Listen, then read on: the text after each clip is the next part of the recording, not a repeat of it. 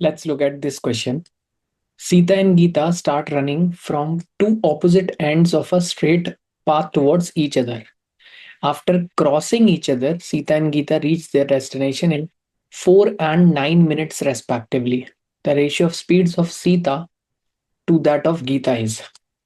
Okay, so we need to find the ratio of speeds of Sita and Geeta first, and the scenario given is that Sita and Geeta start running towards each other from two opposite ends of a straight path.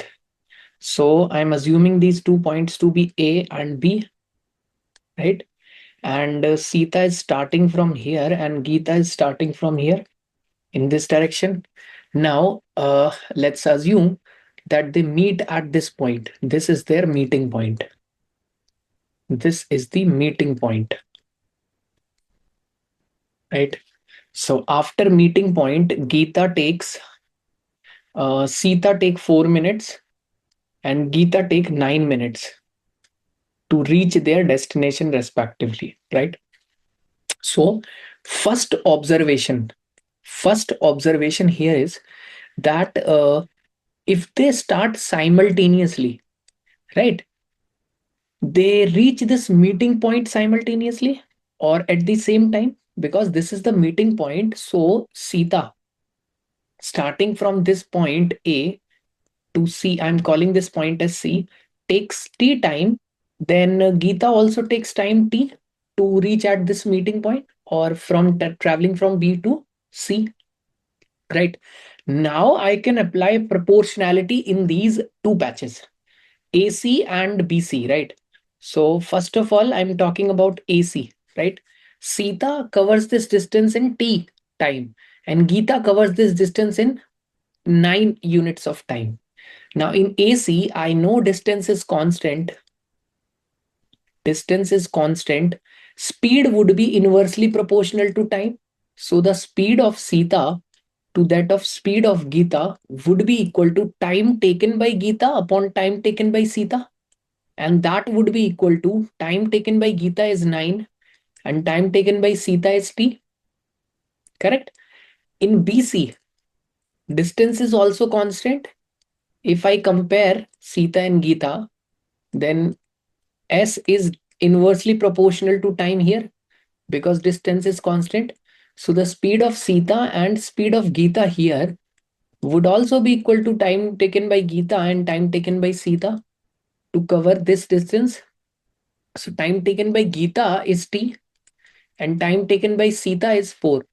Now, can you see if I multiply these two equations, if I multiply these two equations, if 1 into 2, I get speed of Sita upon speed of Geeta whole square, and that is equal to 9 upon T into T upon 4.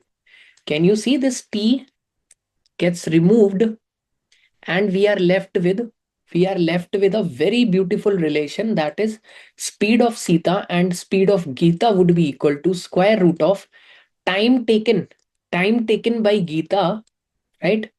Or let me just first write it as 9 and 4. Let me just first write it as 9 upon 4. That would be equal to square root of time taken by Geeta upon time taken by Sita after the meeting. This is time taken after the meeting, right? So you can use this generalized result as a ready-made formula, right?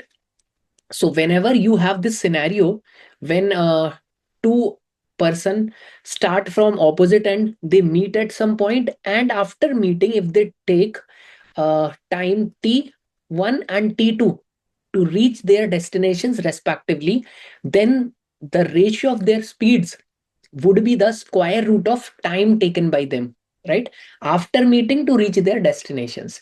This is the generalized result for this is a very standard question. So if you can remember this relation, you can solve these questions in 5 to 10 seconds, right? Just after reading, you need to write it as sg upon s sorry, Sita upon Geeta would be 9 upon 4 and square root of this, that is 3:2. You just need to mark the answer, right? All of this calculation is to show you that how do you arrive at this relation. So if you forget this relation, you can use the knowledge of your proportionality to arrive at the answer. So correct answer is option B.